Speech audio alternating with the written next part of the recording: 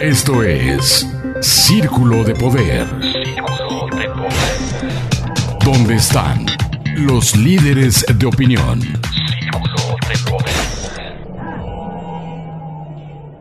Gracias por acompañarnos. Esto es Círculo de Poder, donde están los líderes de opinión. Y el día de hoy nos acompaña en este estudio y en este espacio de análisis el diputado hoy por el PES, Marcos Zapotitla. ¿Cómo estás? Marco, gracias por aceptar como siempre la invitación. Gracias por invitarnos. Te agradezco mucho. Digo, hago la presión de hoy por el PES porque las otras veces que había estado viniendo, pues formabas parte de la fracción parlamentaria al interior del Congreso de Morena. Como inicialmente se dio el bloque fuerte, pero bueno, ha habido toda una convulsión al interior del Congreso, por desgracia, desde la primera vez que hiciste favor de venir, que tenía un mes a más de haberse integrado la mesa directiva del Congreso, pues seguimos hablando del Congreso y la verdad no son del todo notas buenas, lo hablamos fuera del aire, tratando de ser muy imparciales, críticos, pero propositivos también, ¿no? Porque no es solamente desgastar el tema del trabajo del Congreso, porque la sociedad tenemos que entender, no dimensionamos luego del todo la trascendencia de un Congreso. Pero ahí es donde, yo siempre digo, es ahí donde se hacen las reglas de juego, ahí se hacen las leyes, que al final de cuentas se aprueban los presupuestos, o sea, al final de cuentas, la vida de la persona de pie, ahí se ve impactada directamente, para bien o para mal. Y el día de hoy vivimos otra crisis más al interior de la 54ª legislatura. La 53ª siempre es la peor hasta el día de hoy, y yo lo dije y lo hablamos fuera del aire, espero que ahí se quede. Pero esta legislatura, a título personal, con la responsabilidad, digo, inoperante, de pronto con un tema de descalificación al interior, y hoy se vio otra crisis más para la integración de sus órganos de gobierno, que al final de cuentas debería ser un tema implícito, que a la sociedad, lo hablábamos, pues no nos debería realmente de importar, sino más bien lo que transite. No nos interesa quién quede de presidente de la mesa directiva, quién quede de la junta política, porque al final de cuentas pues todos deben de ponerse de acuerdo y votar las iniciativas, todas las iniciativas que hay, y al día de hoy no se pasa eso. Entonces, pues quiero preguntarte primero que nada, ¿cómo percibes este asunto? Que además mucho de esta reconfiguración hace que tú pases al PES, ¿no? Entonces, preguntarte primero, ¿cuál es tu punto de vista? Pues Rolando, lo dices muy bien. La vida es un tomar de decisiones, son tiempos de cambios, de oportunidades, pero también de darle certeza al Estado. Porque hay quien de manera ruin le apuesta a que le vaya mal a Morelos, y hay quien le apuesta a ponerle el pie al gobernador también, para que se tropiece. Pero pensar de esta manera significa afectar a los morelenses. Querer arruinar un gobierno, nada más por rencillas, por odios, por diferencias del pasado, insisto, es un pensamiento muy ruin. Lo que necesitamos es hacer equipo, es generar decisiones a tiempo y empezar a legislar a favor de los morelenses. A los ciudadanos no les interesa, lo dices muy bien, quién va a presidir la mesa directiva, o a quién le corresponde la junta política.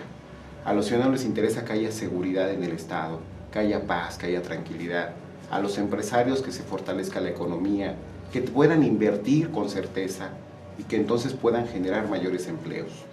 A los campesinos que les interesa tener mayores ingresos, a quien se dedica a esta actividad. Y así podemos ir recapitulando la situación del Estado, que haya mejor atención de salud. ¿Y qué estamos haciendo entonces en la legislatura? Eso es lo que hoy estamos replanteando, que este segundo año de ejercicio constitucional sea la oportunidad de relanzar estos compromisos que generamos con la sociedad y que se puedan dar a tiempo buenos resultados. Oye, quiero preguntarte directamente, el tema de la reconfiguración al interior de los órganos de gobierno ha generado, del Congreso han generado mucha especulación, y en ese movimiento precisamente tú cambias de Morena al PES. No sales de la coalición porque al final de cuentas es un ejercicio que teóricamente debería estar todavía vigente, aun cuando muchos diputados en su momento dijeron que nada más había sido un ejercicio aritmético, que además a todas luces pues, sí fue así, desgraciadamente. Esa reconfiguración te impulsa al PES. ¿Por qué te vas al PES, dejas Morena? ¿Cuál es la lectura? Lo reitero, la vida es un tomar de decisiones y es el momento para fortalecer al gobierno del Estado.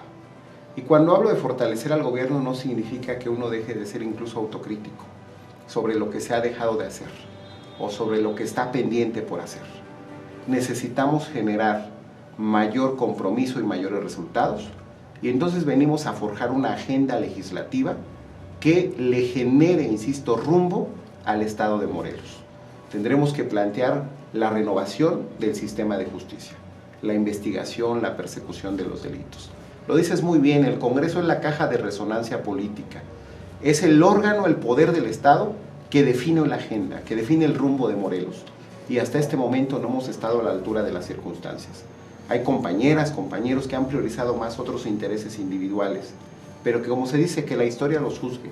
Nosotros vamos a avanzar con quienes les interese generar acuerdos y consensos a favor de los morelenses. Quienes estén con los odios y rencores del pasado, pues se irán quedando fuera de estos acuerdos, porque nosotros le apostamos a conciliar. Es el tiempo de la unidad, es el tiempo de generar conciliaciones. Yo lo vengo reiterando, pensar diferente, Rolando, no es una maldición, es una virtud. Eso nos fortalece, nos replantea las cosas, nos permite ver una visión integral, amplia de todo este panorama político.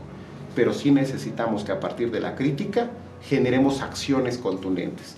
No podemos todo el tiempo estar criticando sin decir cómo hacer las cosas mejor. Y eso es a lo que venimos, de eso se trata este compromiso. Oye, se habla de equidad de género, todo este asunto, pero históricamente hay un fallo en el cual hay 14 mujeres diputadas y nada más 6 hombres, que al final de cuentas, en el fin, pues, justifican los medios, ¿no? Al final de cuentas, lo que nosotros esperamos, pues no es si hay o no más hombres o mujeres, sino al final de cuentas que se transite. Pero la diputada Tania Valentina hizo una aseveración el día domingo pasado en la instalación del periodo ordinario ya, y decía que los 6 hombres del Congreso están de manera servil hacia el Ejecutivo, hacia el gobernador. Entonces, ¿qué mensaje se da? Porque al final de cuentas se empieza a dar un mensaje hasta sexista y de discriminación. Al final de cuentas, si estamos hablando de inclusión y estamos hablando de tolerancia, es decir, los hombres son ya subordinados del gobernador, pues ya los encapsula a lo mejor no en un tema de desventaja, pero sí ya hay un foco rojo. ¿Cómo leerlo? Hasta cierto punto es comprensible estas afirmaciones que hace la compañera revolucionaria, como se le conoce en el Congreso, porque está desesperada. Pero entra una desesperación de saciar intereses personales. Lo comento porque la ley es muy clara. El partido político que deberá presidir la Junta es aquel que tenga por lo menos 3 diputados. Sí. La bancada de la compañera ha ido menguando, ha ido disminuyendo. Pero también la ley establece que la presidencia de la Junta Política tendrá que ser anualmente rotativa. Es decir, que debe de cambiarse y debe ser presidida por otra fuerza política del Congreso del Estado. La compañera en ese momento ya está violentando la ley. Cualquiera de sus actos son ilegales. Esto le va a llevar a perder privilegios, canonjías que ella tenía, a las que está acostumbrada, y por ello el pataleo y la desesperación. No es un asunto de ir contra el género, quiero reiterarlo. Tan es así que en próximos días, lo anunciamos el domingo, nosotros como legisladores vamos a impulsar que el presupuesto 2020, el del próximo año, sea estructurado, sea planteado a partir del secretario de Hacienda con una perspectiva de género.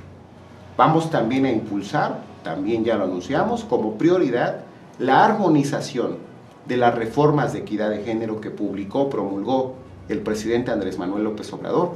Vamos a armonizar la Constitución y las leyes secundarias en el Estado y con ello ratificamos nuestro respeto irrestricto a las mujeres morelenses.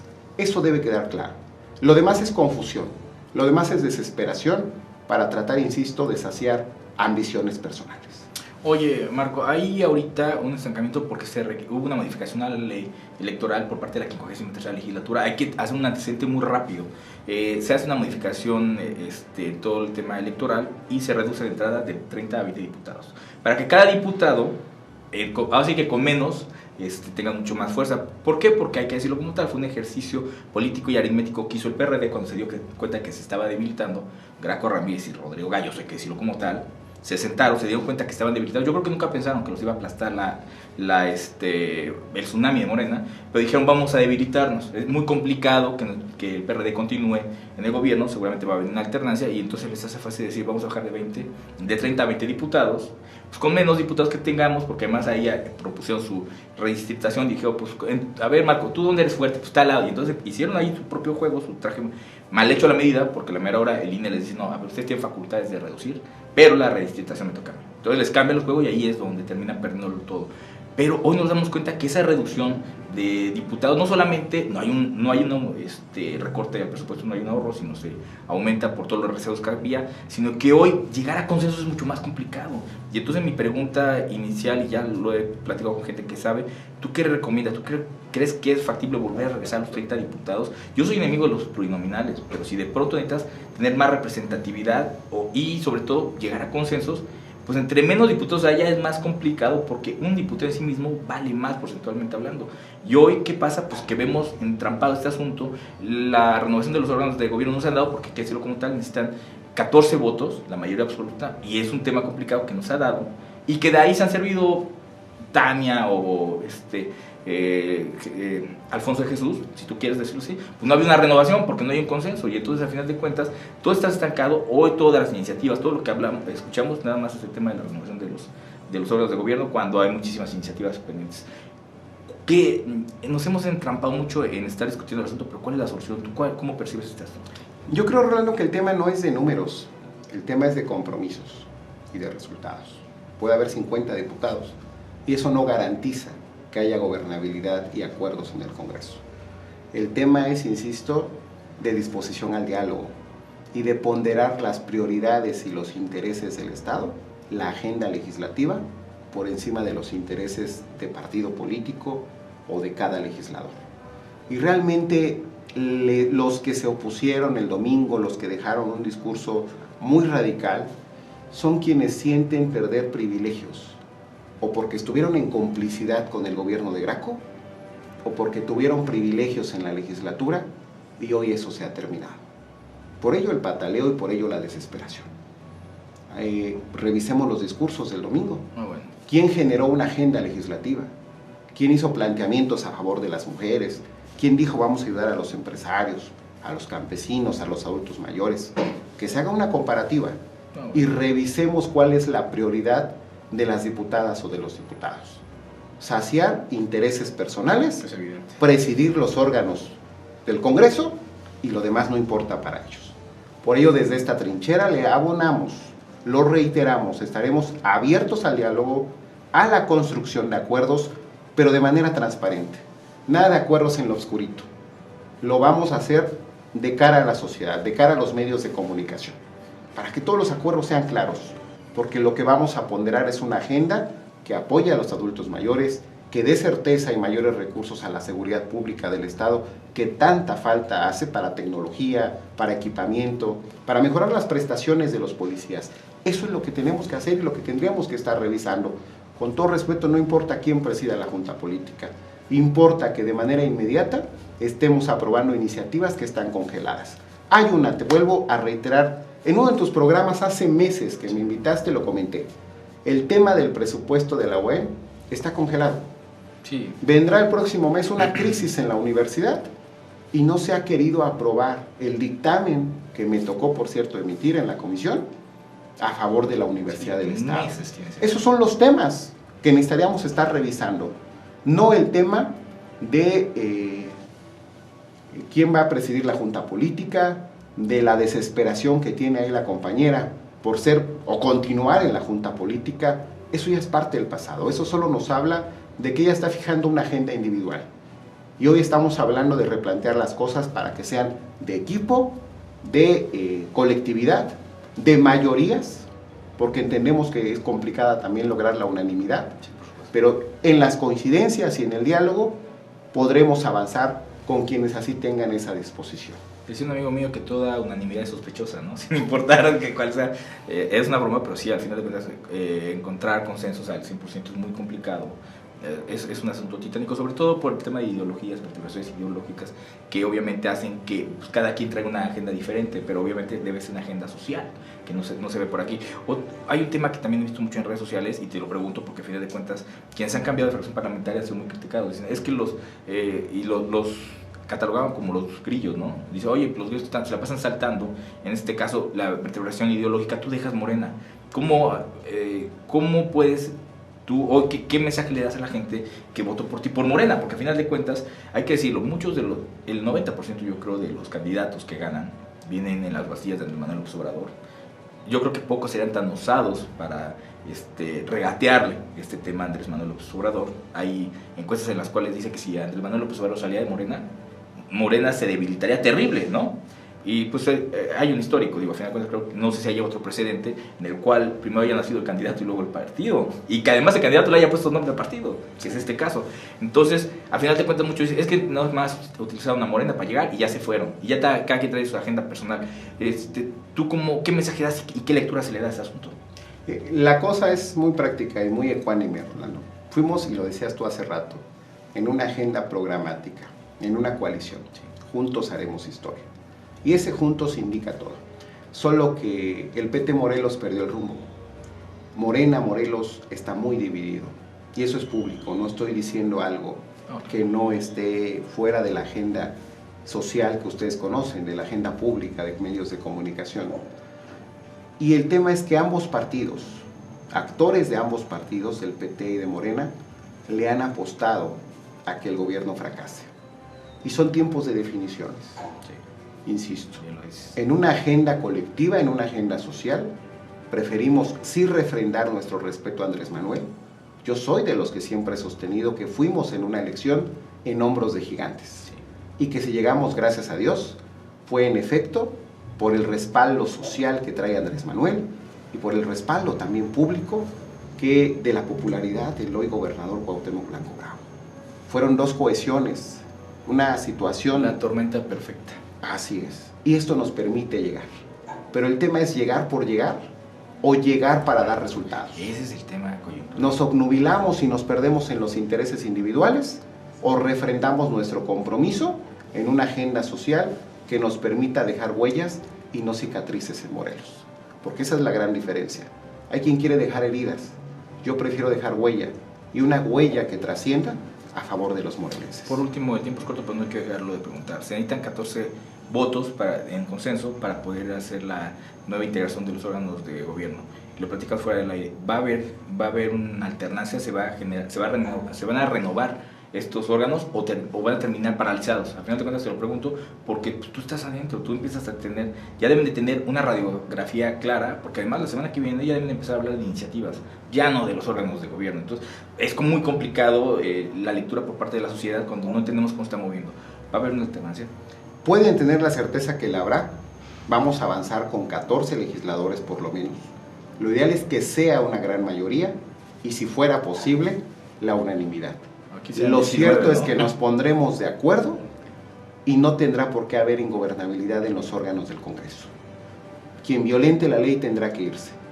Quien violente la ley y no tenga los 3 diputados como grupo parlamentario deberá dejar la Junta Política.